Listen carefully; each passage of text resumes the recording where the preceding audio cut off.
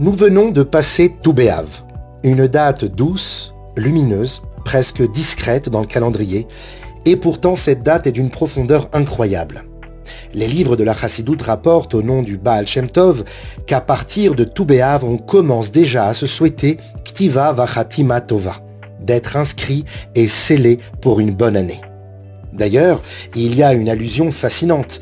L'expression Chamisha Asar B'Av a exactement la même valeur numérique que Ktiva Vachatima Tova, 928. Et ce n'est pas un hasard, car Tou B'Av se situe exactement 40 jours avant le 25 Elul, jour de la création du monde. Et nos sages disent que 40 jours avant la création d'une nouvelle vie, sa destinée est déjà fixée. Bat Ploni li Ploni, cette fille pour tel garçon, ce garçon pour telle fille. Autrement dit, à partir de Tou B'Av, nous entrons déjà dans une période de gestation spirituelle. 40 jours qui vont aboutir à la création du monde, la naissance du monde. Et à peine quelques jours après Tou B'Av, nous avons Rosh Chodesh Elul qui frappe à notre porte. Les 40 jours de miséricorde et de slichot qui vont mener jusqu'à Yom Kippour. Il y a énormément de symbolique du nombre 40 dans le judaïsme. Ce nombre revient sans cesse dans la Torah, le Talmud, la Kabbale, et est toujours lié à une idée de transformation, de maturation, ou de passage d'un état à un autre. En voici une liste. Dans la Torah écrite, le déluge, une pluie pendant 40 jours et 40 nuits, purification du monde pour un nouveau départ. Moshe au mont Sinaï, 3 fois 40 jours, transformation spirituelle du peuple. Exploration de la terre, 40 jours pour les explorateurs qui entraînent malheureusement 40 années d'errance dans le désert avant l'entrée en Eretz Israël. La durée d'un règne ou d'un leadership, souvent, est de 40 ans. Moshe Rabbeinu, le roi David, son fils le roi Shlomo, la prophétesse Déborah. Goliath, qui va provoquer Israël pendant 40 jours. Yona annonce encore 40 jours et Ninive sera renversée. Le temps de gestation spirituelle, 40 jours avant la naissance d'un enfant, une voix céleste proclame sa destinée, comme on l'a cité précédemment. Sota 2a. Dans la Halacha, Mikvé, qui doit contenir 40 CA d'eau, à peu près 330 litres, pour se purifier. La formation d'un fœtus, 40 jours après la conception, il reçoit sa forme. Interdiction de juger ou d'enseigner. Certaines fonctions sont déconseillées avant 40 ans. Période de jeûne.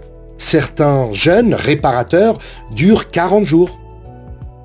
Dans la littérature talmudique et midrashique, les 40 générations, du don de la Torah jusqu'à la rédaction de la Mishnah. 40 ans pour comprendre son maître. Un homme ne saisit l'opinion de son maître qu'à partir de 40 ans. Avodah Zara 5b.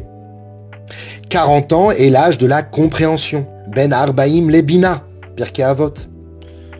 Alors aujourd'hui, j'aimerais que l'on s'arrête sur cette question. Pourquoi la Torah met-elle tellement l'accent sur ces 40 jours? Et surtout, pourquoi Moshe Rabbeinu est-il monté 3 fois au ciel et à chaque fois pour 40 jours complets, vivant comme un demi-ange, un demi-homme? La Torah raconte, le 7 Sivan, juste après le don de la Torah, Moshe monte pour recevoir les tables de la loi. 40 jours dans le ciel, sans manger ni boire, immergé dans l'étude.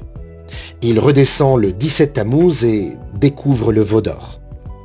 Les tables sont cassées et le peuple est brisé. Dès le lendemain, il remonte pour supplier Hachem de ne pas détruire Israël. 40 jours de prière, jour et nuit. Et Hachem accepte, mais à moitié. Il ne va pas les anéantir, mais tout n'est pas pardonné. 3e montée, Rosh Chodesh Elul. Cette fois, Moshe emmène avec lui les nouvelles tables de la loi. Pendant 40 jours, il plaide, il demande non seulement de ne pas les détruire, mais de pardonner complètement, de restaurer la relation entre Dieu et Israël. Et le 10 Tishri, Yom Kippour, Hachem dit enfin, Salarti kidvarecha, j'ai pardonné comme tu me l'as demandé. Ce jour devient pour toujours le jour du grand pardon. 3 fois 40 jours donc. 3 missions différentes.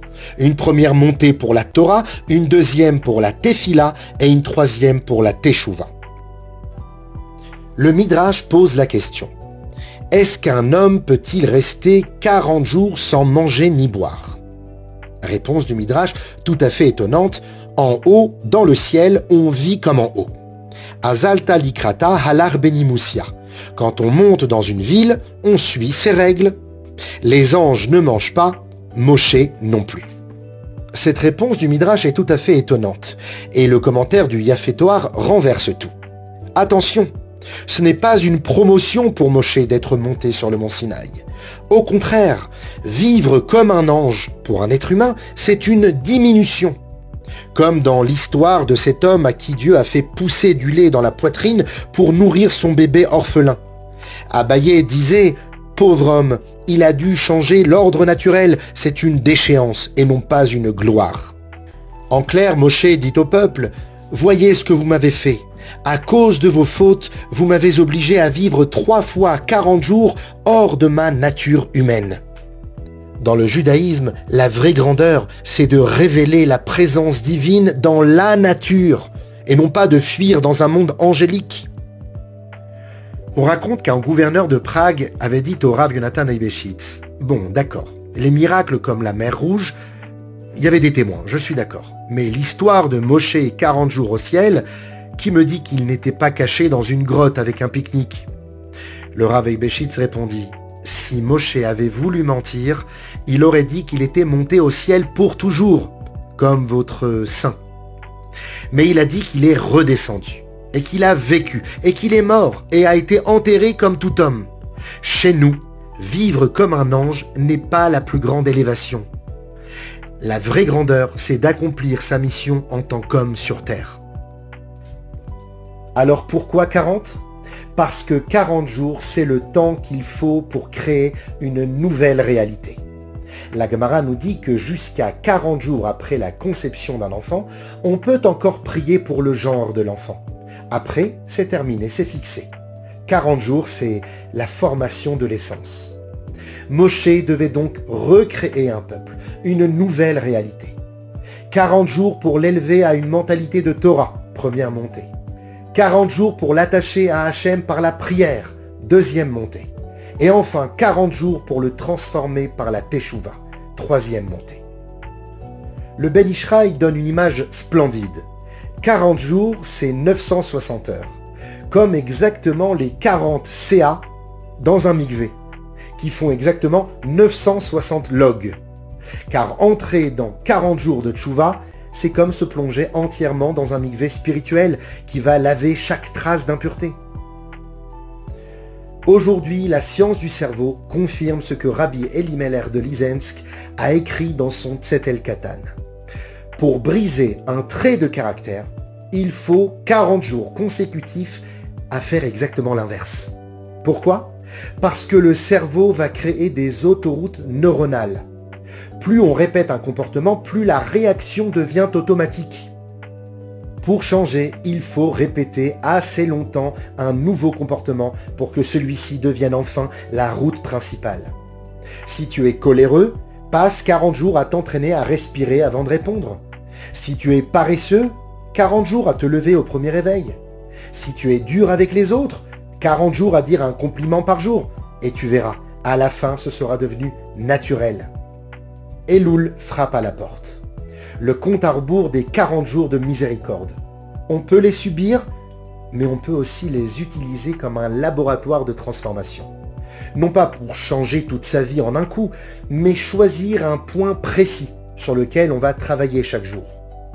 Ces 40 jours, c'est un peu notre mikvé annuel.